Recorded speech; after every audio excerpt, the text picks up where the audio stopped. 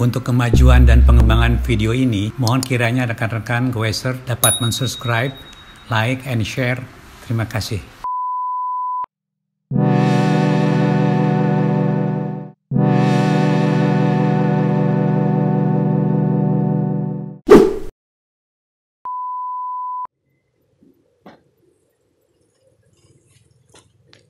Teman-teman, selamat siang.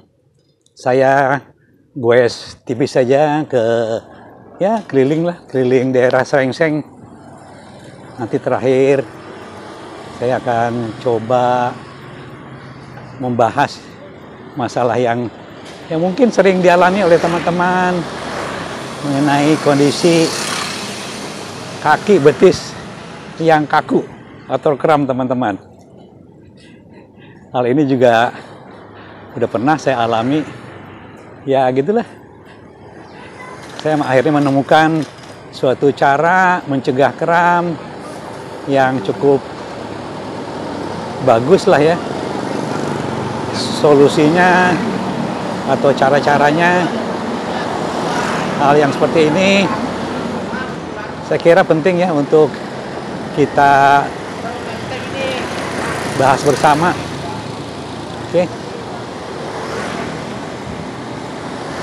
Oke teman-teman, nanti langsung aja kita pas selesai nanti saya langsung ke lokasi.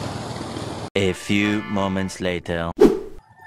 Sampai ke lokasi dekat dengan hutan kota Srengseng, itu lokasi kali teman-teman ya. Di sini udaranya cukup sejuk.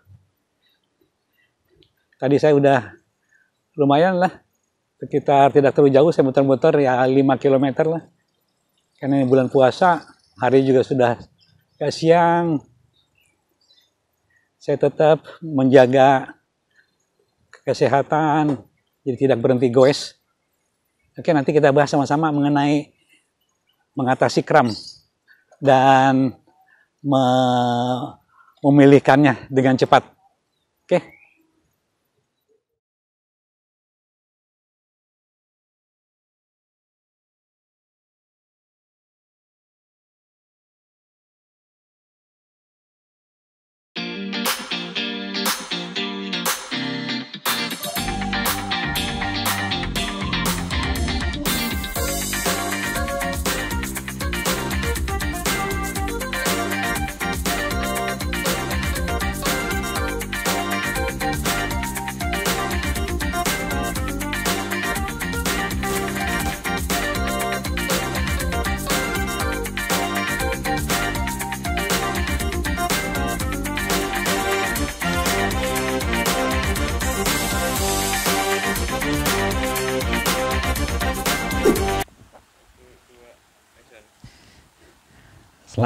Selamat siang para sahabat Danis Baik.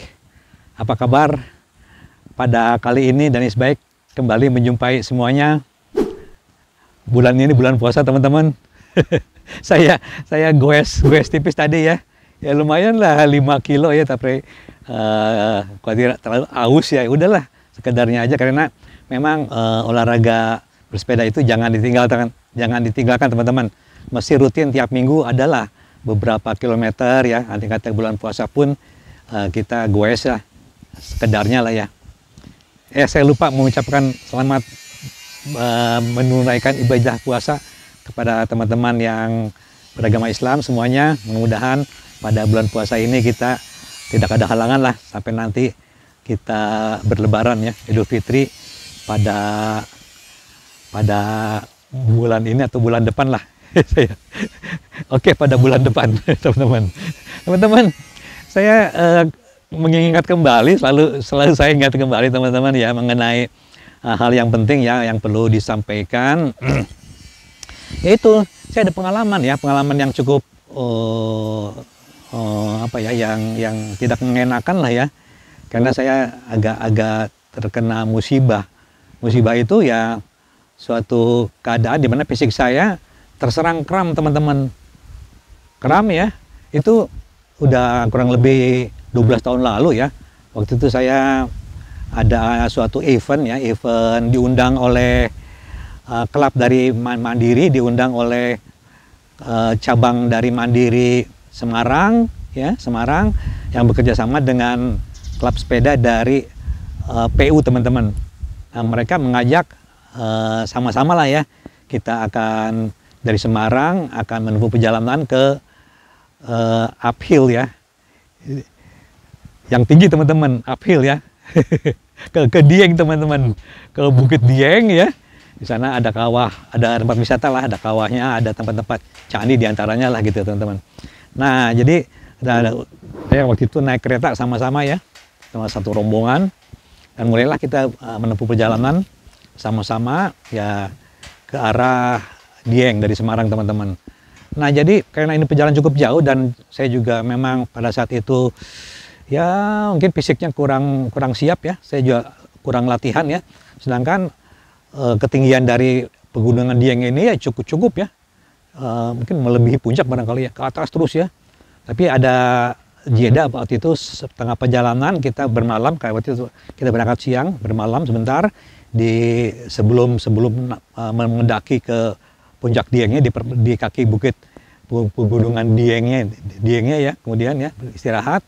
Nah pada hari kedua nanjaknya itu tidak ada habisnya teman-teman. Wah terus menerus menanjak demikian rupa. Nah pada saat itu hari Jumat saya nanjak demikian rupa, dan saya udah terasa ya, paha saya itu pegal demikian pegal ya, dan saya mau nggak mau karena rombongannya jalan terus ya, saya memaksakan diri untuk goes, dan yang tanjakannya tiada habisnya teman-teman. Kan gradiennya antara ya 15 sampai 20, bahkan lebih barangkali ya. Dan kalau kita berjalan ya, goes dari bawah itu kelihatan mobil itu ke atas bukit, kemudian waduh saya pikir itu tinggi sekali gitu loh. Saya nggak mau memandang itu ya, saya tetap dalam sikap yang selalu saya jaga, yaitu saya tidak, kalau uphill saya tidak akan memandang jauh. Saya lalu hanya memandang kurang lebih ya 7 meter 5 meter lah ke depan gitu. Kalau kita lihat ke atas nanjak kita akan down teman-teman, secara mentality kita akan down. Nah pada saat itulah terjadi udah pegal ya, dan saya tidak berhenti ya, saya hanya minum aja ya, saya tidak berhenti, saya lanjutkan pelan-pelan, saya oper gigi demikian rupa. Tetap aja teman-teman, saya ngalami nih teman-teman, di sini kram ya teman-teman, di paha saya kram ya, dan saya udah agak kaku saya. Akhirnya ya saya berhenti dan saya saya berhenti, dan saya melakukan suatu proses pengurutan teman-teman ya. Nah untung pada saat itu udah menjelang sembahyang Jumat. Jadi rombongan saya itu tidak terlalu jauh dari saya berhenti ya, saya berhenti, dan akhirnya mereka tuh kembali lagi teman-teman mencari masjid. Akhirnya ketemu sebagian orang yang mencari masjid itu ketemu sama saya. Saya waktu itu mampir di masjid ya, dan ya udahlah, untung teman-teman saya ketolong waktu sembahyang Jumat. Sembahyang Jumat itu ya saya dengan ini agak kaku ya, setelah saya urut-urut agak kaku, saya sembahyang Jumat di situ. Nah jadi memang pada saat itu ya ada waktu lah ya, kurang lebih 1 jam lebih ya, 1 jam lebih lah saya istirahat sampai Jumat. Mereka juga kelihatan juga lelah ya, saya urut-urut lah saya kakinya. Oke teman-teman, inilah suatu pengalaman yang kurang mengenakan bagi saya, dan sakit sekali teman-teman ya, ini ketarik sakit sekali. Dan sebenarnya yang kiri juga itu udah ada gejala ya, gejala kram, tapi yang kanan yang kena paha saya kanan ya. Teman-teman, kalau kita lihat kembali dari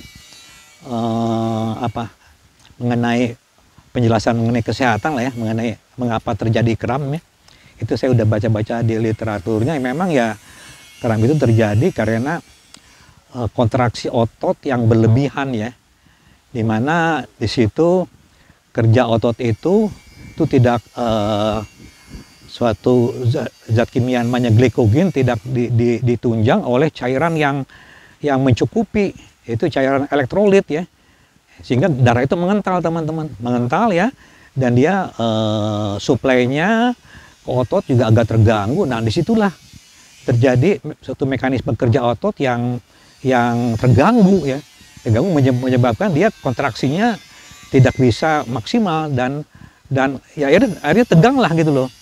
Nah, ada pendapat lain ya dari dunia kedokteran, dan ini mungkin tidak ada kesepakatan ya mengenai kram itu ya, karena agak ini ya, yang jelas di situ kram itu terjadi karena cairan darah itu kekurangan elektrolit ya, dan glikogen yang akan menyampaikan tenaga sebagai zat kimia yang akan menyampaikan tenaga berproses dengan O2 ya ke otot itu mengalami gangguan.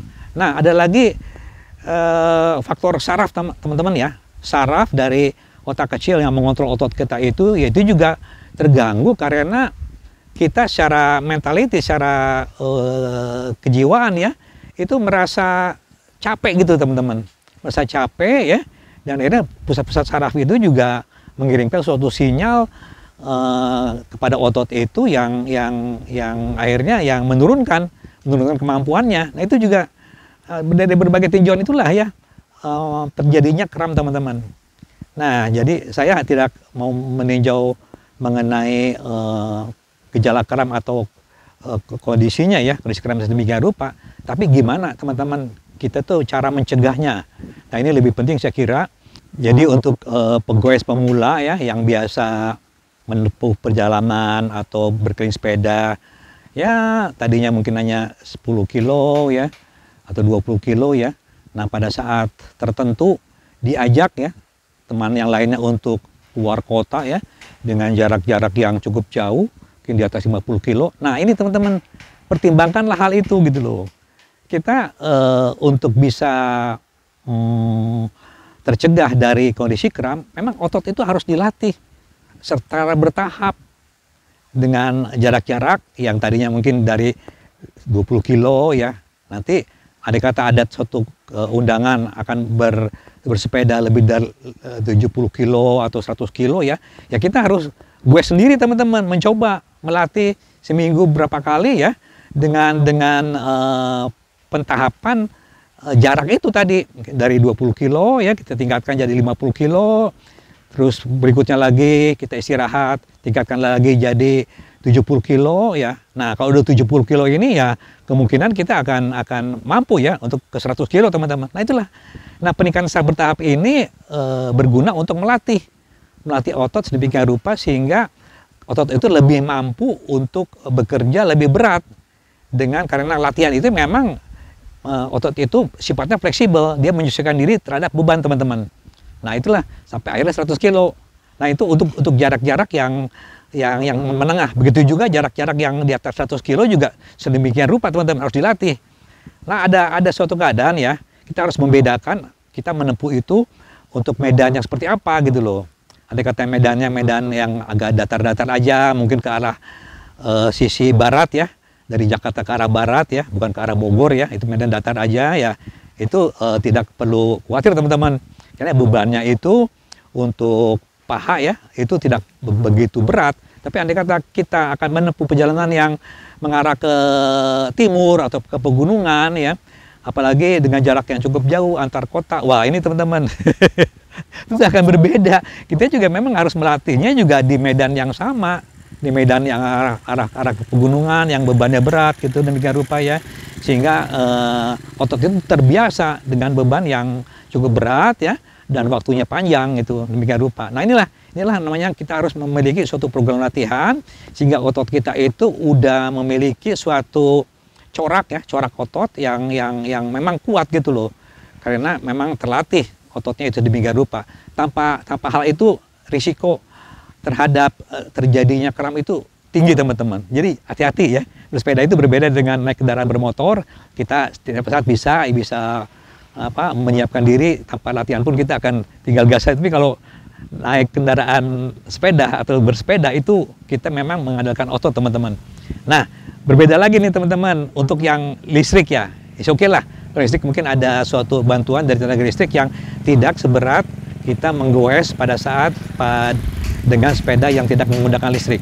Oke teman-teman, untuk proses latihan itu ya terus terang aja ya, kita memang harus punya program sedemikian rupa yang dilaksanakan secara bertahap demikian rupa. Dan jangan lupa juga gizinya juga perlu diperhatikan sehingga otot itu akan terisi dengan suatu pengembangan yang baik ya, dengan zat yang membangun gitu, yaitu protein ya, nah, sedikit lemak lah, dan nutrisi-nutrisi lain dari sari-sari buah dan vitamin lah, oke. Dan itu akan membuat kita jadi bugar teman-teman. Nah selain itu teman-teman, kita juga harus membiasakan diri goes itu dengan mengatur tadi mengenai latihannya ya. Nah sekarang mengenai caranya teman-teman, untuk menghindari goes itu tadi dengan latihan, yang kedua dengan cara. Nah ini teman-teman, ini sini kita harus pandai ya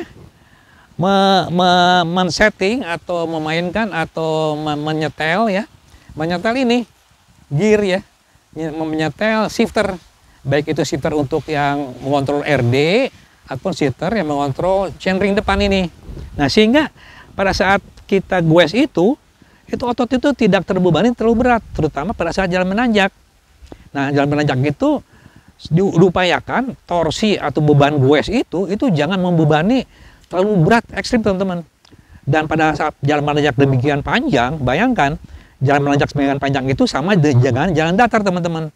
Nah bayangkan kalau kita membebani otot itu terlalu berat pada jalan yang menanjak, yang jaraknya cukup jauh, bisa lebih mungkin secara variatif ya, yang menanjak itu bisa lebih dari 30 kilo Bogor dan tempat-tempat yang itu ya, itu relatif datar, nanjak lagi datar, itu panjang sekali proses menanjak itu, dan ini akan membebani otot. Nah disitulah akan terjadi yang namanya kram teman-teman. Jadi kram itu agak jarang terjadi pada saat jalan datar, tetapi pada jalan menanjak. Nah inilah kuncinya. Di samping tadi sering latihan, kita juga memang harus bijaksana dan terampil ya, mengatur shifter sedemikian rupa sehingga beban otot kita ini tidak terbebani terlalu berat. Jadi jalan mendatar dengan jalan yang menanjak itu memang torsinya agak bertambah, tapi jangan terlalu dibuat terlalu beban berat ya, dengan cara memindahkan gigi ya ke gigi yang besar. Untuk yang belakang ya kita naikkan, tekan-tekan, dan ini ke gigi yang kecil teman-teman, sehingga gear ratio itu ya demikian rupa membuat torsi itu selalu stabil teman-teman. Oke, itu caranya, ada dua cara demikian rupa. Nah ya, dan yang lain ya, yang ketiga yang hubungannya dengan konsumsi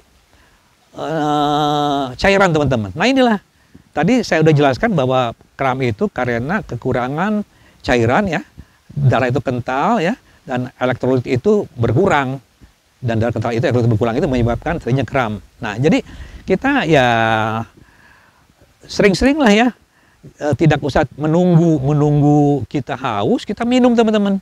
Ini teman-teman, ini cairannya nih teman-teman ya, cairan yang mengandung ini, nih saya ambilkan ya. Ini saya nggak mengiklan teman-teman ya, pokoknya ya cairan yang mengandung isotonic drink aja nih. Ada isotonic drink ya, ini ya, berbagai merek ya. Ini juga mengandung, ada ion supply drink, ini sama aja ya. Dan ini juga sini air kelapa dengan nutrisi ini ya sama aja teman-teman. Saya senang ini ya, ini menyegar sekali dan memang membantu mencairkan darah kita ya. Nah inilah cairan inilah yang perlu kita konsumsi dengan rutin. Jadi kalau kita menginikan suatu perjalanan ya, kalau saya dalam perjalanan saya tahan ya 1 jam ya perjalanan. Kalau saya sudah minum banyak 1 jam perjalanan tuh tanpa ini. Tapi saya kira teman-teman yang lain ya mungkin juga ada yang setengah jam, tergantung orangnya lah ya. Itu cepat minum teman-teman ya. Tergantung cuacanya juga. Andai kata kita di cuaca panas itu berbeda teman-teman ya, dengan cuaca yang sejuk, yang dingin setelah masuk ke gunungan. Di cuaca panas kita harus lebih sering. Mungkin saya juga tidak sampai setengah jam juga kalau cuacanya panas ya, saya berhenti, saya minum, atau di perjalanan saya minum. Kalau tengah perjalanan saya minum sambil gue sepeda, saya udah pernah celaka teman-teman. Saya memperhatikan hati-hati kalau kita tangan sebelah ya, saya berhenti, saya minum lah gitu loh ya. Jadi memang harus diberikan kesempatan ya, sebelum kita merasa haus ya, terus minum teman. Nah inilah pencegah ketiga dari gejala kram, yaitu dari minuman. Ya tentunya makanan juga harus mencukupi ya, untuk energi yang dibutuhkan untuk goes teman-teman. Oke, itu yang ketiga teman-teman ya. Nah yang keempat teman-teman ini, yang keempat ini tadi ya. Nah kita juga harus pandai mengatur ritmik teman-teman. Namanya manajemen power. Jadi kita jangan terlalu memaksa. teman-teman jauh gitu ya, lebih cepat, kita jangan memaksa. Kita harus ada dalam pace kita, dalam gaya goes kita yang tertentu lah ya. Andai kata ini nggak berimbang ya risikonya kita ya. Biarkanlah mereka, atau barangkali kita lebih kuat dari mereka ya. Kita nggak enak kalau ngikutin mereka terlalu pelan ya. Tapi kalau kita tidak kuat ya, ikutlah pace kita, goes kita. Nah itulah ya. Jadi kita jangan memaksakan diri. Begitu juga ditajakan juga memaksakan diri. Aturlah dengan guide ya, manajemen power ya, baik itu tenaganya ataupun torsi goes kita. Oke, yang keempat teman-teman ya. Nah yang kelima terakhir teman-teman nih. Yang kelima ini ada hubungannya dengan psikologi teman-teman. Psikologi goes itu tadi. Atau kalau ada yang lebih canggih, saya ada videonya teman-teman, mungkin lebih dulu barangkali ya, mengenai terapi goes itu lebih kuat itu dengan meditasi teman-teman. Nah itulah ya, paling tidak kita ada proses kejiwaan ya yang mempengaruhi otot kita itu ya untuk bisa bertahan. Proses kejiwaan itu kita jangan memikirkan otot ya, jangan memikirkan beban, jangan memerintahkan otot kita ini untuk mempush ya, jangan ya. Kita santai aja teman-teman. Tapi powerful loh. Nah inilah cara goes dengan psikologi yang menghindari kita dari gejala kram yang akan terjadi gitu loh. Inilah itu teman-teman. Itu ada 5 cara ya yang spesial dari saya ya. Mungkin juga teman-teman yang lain juga udah mengetahui hal inilah. Saya hanya mengingatkan aja apa yang saya alami ini. Alhamdulillah sejak pertama dan terakhir saya kram di kaki Gunung Dieng, saya tidak mengalami lagi teman-teman. Seperti itu. Nah, untuk orang seperti saya ya, yang udah biasa gue jauh dan mengertilah mengenai itu. Nah, andai kata kita pencegahan yang langsung ya, tadi dari ini, sekarang dari obat teman-teman ya, dari obat-obat. Ini teman-teman ini saya ada satu obat istimewa ya. Ini juga mencegah ini. Ini lihat teman-teman nih. Ini kayu putih ya. Apa aja mereknya silakan ya. Bagus-bagus minyak kayu putih dari Ambon teman-teman. Wah, saya pernah punya satu botol merek Kasuari ya. Kasuari segian rupa ya, itu bagus sekali teman-teman ya. Untuk apa? Untuk pencegahan. Pencegahan kalau kita udah merasa pegal ya. Saya kira bukan kayu putih aja, mungkin ada obat-obat yang lain silakan aja, ada yang bentuk pil ya, ada yang bentuk lotion, ada yang bentuk cairan ini ya. Cairan atau ini ya semacam inilah minyak, semacam minyak ya. Minyak oil kejeput ini, oil kejeput ini untuk mencegah. Andai kata teman-teman udah ngerasa ini pegal ya, itu tidak usah ragu-ragu ya. Ini langsung aja teman ya. Ya kita biasanya paha teman-teman ya. Ya kita borein aja ini. Kita borein ke sini ya, demikian rupa. Ini biarkan, ini akan reaksinya cepat sekali teman-teman ya. Karena apa? Ini bentuknya encer teman-teman ya. Ini langsung masuk ke pori dan ini sambil diurut dulu teman-teman ya. Pori biasanya di paha teman-teman ya. Dua-duanya ini ya. Ini pencegahan teman-teman ya. Dengan kayu putih demikian rupa ya. Nah ini juga bagus. Andai kata kita istirahat, menginap malam-malam ya sebelum tidur, ini dibasuh dengan ini ya. Biasanya kalau betis jarang teman-teman, betis itu ya. Oke, kita berikan semuanya. Nah ini teman-teman ya. Seperti itulah itu pencegahannya. Nah, andai kata kita udah mengalami tidak bisa menghindari, malah terjadi kram. Nah ini teman-teman, terjadinya kram itu ya tadi ya istilahnya ya, memang udah nggak bisa apa-apalah ya, seperti itu ya. Oh ada satu lagi teman-teman, ada 5A. saya kelupaan. Itu tadi andai kata kita udah ngerasa kaki atau ini pegal ya, dan kita udah capek ya, itu jangan segan-segan teman-teman, langsung aja istirahat. Ya istirahat, andai kata kita masih kuat ya, itu sepeda di jalannya kurangi aja kecepatannya, bebannya dikurangi gitu loh, atau kita istirahat. Nah pada saat istirahat itulah kita mengadakan suatu masase atau pengurutan ya, yang menggunakan krim atau pencegah obat pencegah kram ya, atau kayak kaju putih nah teman-teman seperti ini. Oke teman-teman, nah sekarang kita balik lagi pada saat kita mengalami kram teman-teman. Oke, ini saya peragakan teman-teman ya. Ini andai kata kita kram ya, tentunya ya kita tidak ya. Ini kaku teman-teman, ini kaku ya. Di sini kaku ya. Kita duduk teman-teman ya, duduk ya. Ini kita scratching teman-teman ya. Kita scratching ini ya, kita luruskan ya. luruskan, ini scratching teman, ini tarik teman-teman, tarik ini, ditarik pelan-pelan gitu ya, sehingga ini lebih kendur teman, tarik pelan-pelan ya. Ini kita urut-urut teman-teman ya. Nah ini sambil kita urut-urut ya, ini kita urut-urut ya. Nah mana-mana yang tegang ini kita jangan paksa teman-teman ya, jangan kita ditekan terlalu pelan. Ini goyang-goyangin dulu, digoyang-goyang ya, supaya ini agak lentur ya. Di sini. Biasanya juga dia narik ke ini teman-teman, ke jari, ke tapak kaki kita ini jadi agak melengkung di sini, ke jari kita jadi nekuk seperti itu. Nah itu juga sama, kita harus kita tarik ya, kita balik arahnya gitu lagi, tarik lagi gitu ya. Terus kita gerak-gerakan gitu ya, seperti itu ya, gerak-gerakan. Nah sambil kita gerak-gerakan itu kita mengadakan suatu pengobatan dengan mengurut. Kalau saya lebih suka dengan kayu putih teman-teman. Kayu putih ini ya memang luar biasa, saya baru tahu gitu loh.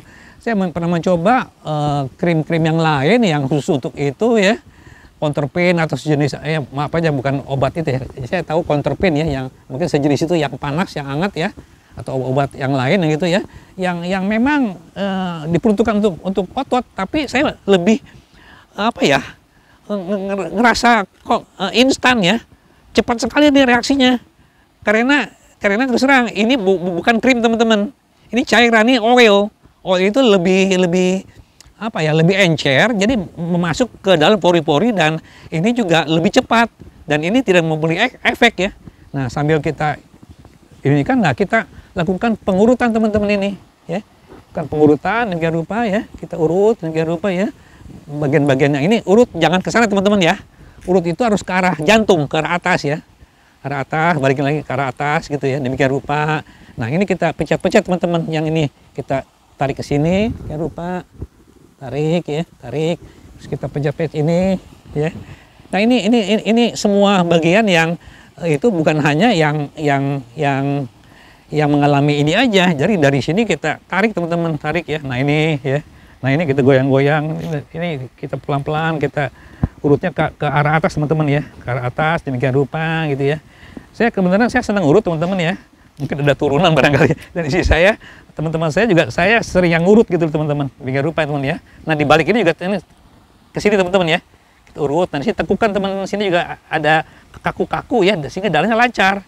Nah ini otot paha di sini teman-teman ya, biasanya ini ya, kita urut demikian rupa ya. Ini kita urut ya, sambil kita ini kan ini kayu putih teman-teman ya. Nah ini daerah sini teman-teman biasanya yang pegel ya, kita urut demikian rupa ya, demikian rupa urut. Nah di daerah sini juga nih, sini nih, ini saya ngalamin gitu loh. Nah kita goyang-goyangkan terus aja gini ya, kita sampai ke ini kekakuan itu ya, itu biasanya ototnya itu agak melemas gitu. Nah kita goyang-goyangkan gitu ya. Nah, oke. Ini kita tarik lagi, tarik ke sini gitu loh. Nah gitu teman. Nah itulah teman-teman ya, ini kita urut.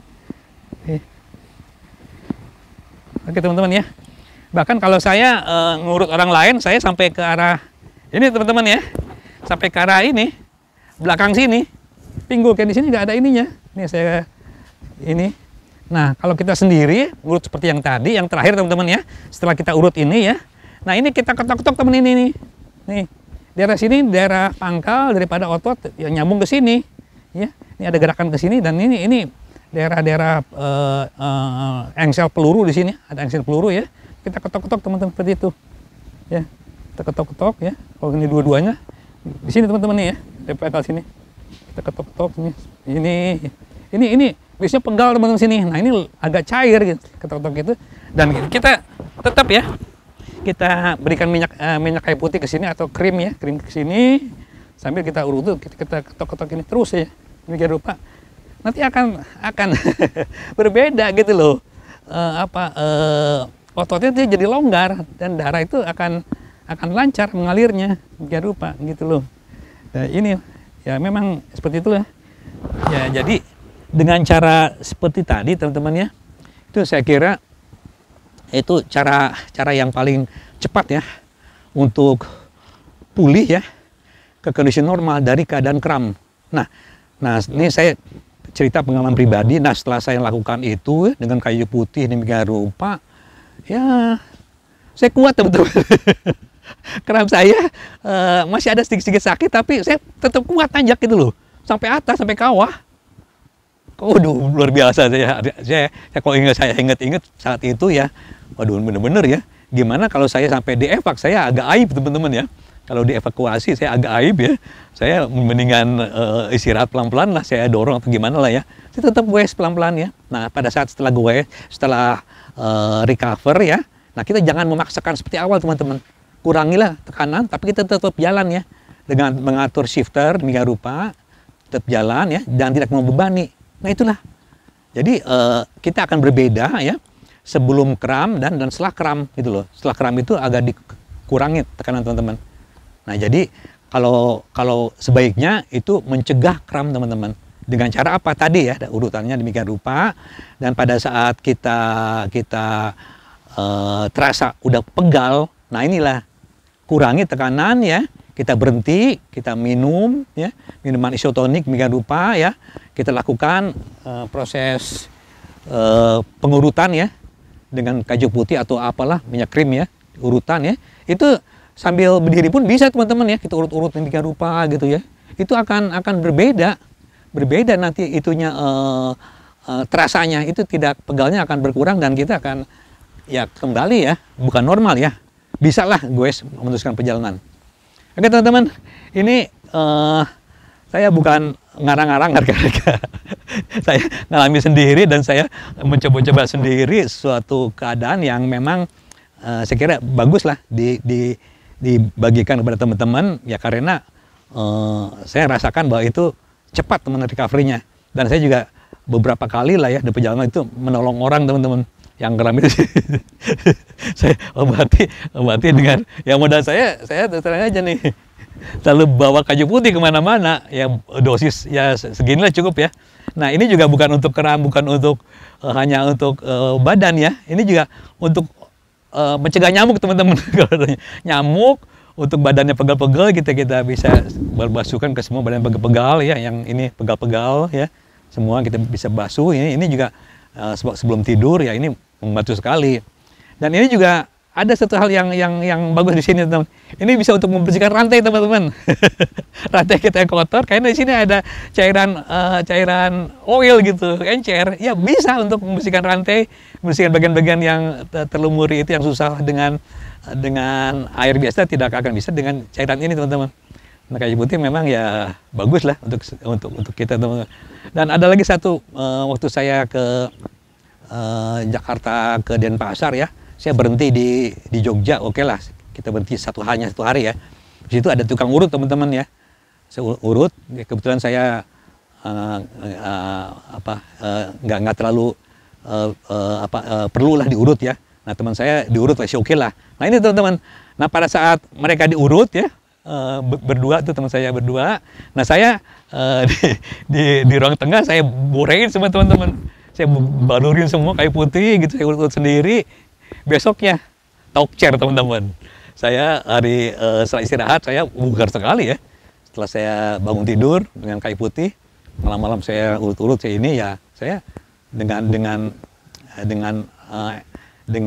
bugarnya melakukan perjalanan lanjutan sampai ke Bromo teman-teman. Naik ke Bromo, turun lagi hutan Baluran sampai Denpasar, dan dari Gilimanuk ya ke Denpasar itu jalannya juga rolling demikian rupa, itu sangat melelahkan. Nah di situ ya saya sering juga minum ya karena panas teman-teman. Oke teman-teman, ini pengalaman sekilas saja yang mudah-mudahan bermanfaat untuk teman-teman. Saya kira hati-hati dengan goes yang punya jarak yang cukup jauh atau belusukan atau mendaki, itu akan berbeda sekali ya dengan goes-goes wisata yang jaraknya ya di bawah 50 km lah. Kalau di atas 50 km dengan medan-medan yang berbagai-bagai, itu kita harus memiliki suatu pengetahuan yang seperti saya telah sampaikan.